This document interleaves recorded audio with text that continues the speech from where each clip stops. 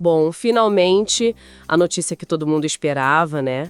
Carlo Ancelotti apresentado hoje, 26 de maio, novo técnico da seleção brasileira. É isso aí.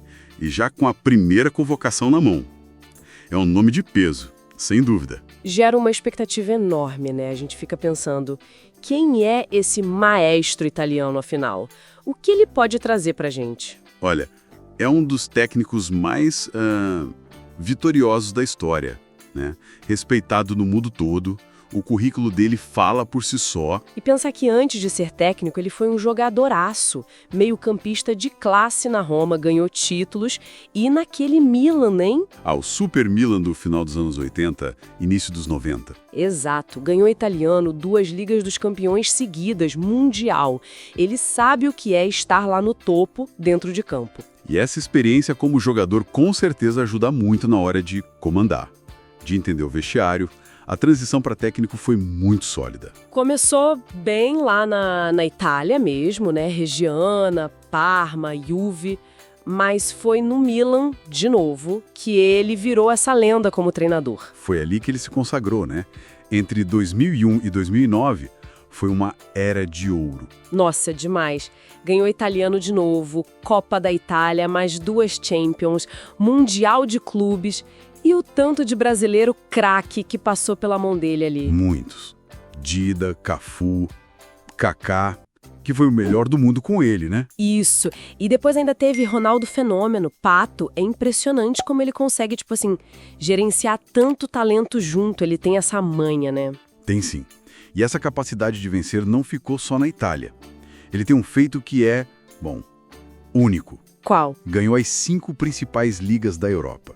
Itália com o Milan, Inglaterra com o Chelsea, França com o PSG, Alemanha com o Bayern e Espanha com o Real Madrid. Caramba, 5 de 5. Isso mostra uma adaptabilidade uau. Exatamente. Mostra que ele consegue implementar o trabalho dele em culturas e estilos de futebol bem diferentes. E isso é muito importante, pensando no Brasil. E falando em Real Madrid, a segunda passagem dele lá, essa mais recente, de 2021 pra cá, foi espetacular. Chegou a 5 títulos de Champions League como técnico, um recorde absoluto. 5. E fora os títulos espanhóis, mundial, e o principal pra gente, talvez, o trabalho com os nossos brasileiros. Vini Júnior, Rodrigo, Militão. Viraram protagonistas mundiais com ele, né? Jogadores decisivos.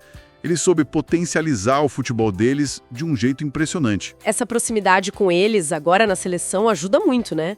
Já existe uma confiança, um entendimento. Com certeza. É um trunfo. E soma isso aquela outra característica dele: criar um ambiente leve, positivo no vestiário. A tal da boa vibe. Que faz uma diferença enorme, né? Ainda mais num grupo de seleção com pressão vindo de todo lado. E taticamente, ele não é aquele técnico engessado, né? Usa o 4-3-3, o 4-2-3-1, mas ele mexe conforme as peças que tem, conforme o jogo pede. É flexível. Tem mentalidade vencedora e é calmo, né? Aquela imagem dele tranquilo na beira do campo, mesmo nos jogos mais tensos. Aquela sobrancelha arqueada já diz tudo. É verdade. E ele conhece o jogador brasileiro, né? Já trabalhou com tantos. Conhece bem. Então, essas qualidades todas parece se encaixar perfeitamente no que a seleção precisa agora. A calma para buscar o hexa, a gestão de grupo, a flexibilidade. Mas, sempre tem um mais, né? Tem desafios também, claro. Sempre tem. É a primeira vez dele numa seleção nacional. O ritmo é diferente, né? Menos tempo para treinar, jogos mais espaçados. E a pressão aqui no Brasil por resultado é gigantesca. Talvez diferente de tudo que ele já viveu mesmo nos maiores clubes. Exato. E tem a questão de equilibrar os mais experientes com a molecada que está chegando forte, fazer essa transição, adaptar-se à cultura da CBF, do futebol sul-americano. São pontos importantes para a gente ficar de olho, não é só chegar e pronto. Não mesmo. Mas ainda assim, a balança pende muito para o lado positivo, para a expectativa alta.